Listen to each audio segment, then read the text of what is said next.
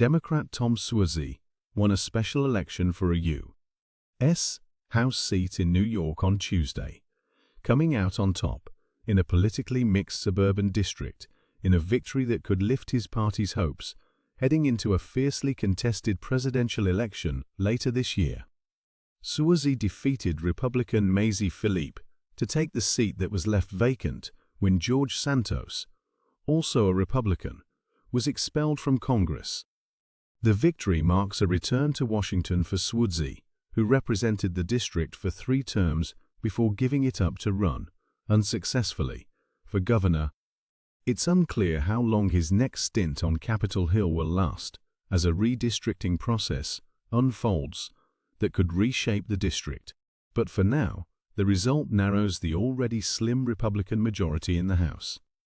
And it provides Democrats a much-needed win in New York City's Long Island suburbs, where the GOP showed surprising strength in recent elections. Suozzi stressed his campaign trail theme of bipartisan cooperation in a victory speech that was briefly interrupted by protesters criticizing his support of Israel. There are divisions in our country where people can't even talk to each other. All they can do is yell and scream at each other, he said, acknowledging the demonstrators.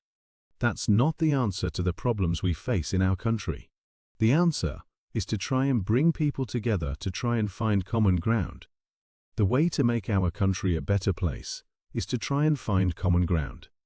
It is not easy to do. It is hard to do, Suozzi told supporters at his election night party in Woodbury. Suozzi's win will likely reassure Democrats that they can perform well in suburban communities across the nation, which will be critical to the party's efforts to retake control of the U.S. House and re-elect President Joe Biden. Still, forecasting for November could be complicated given that turnout, already expected to be low given the abbreviated race, was potentially hampered by a storm that dumped several inches of snow on the district on Election Day. Both campaigns offered voters free rides to the polls as plows cleared wet slush from the roads.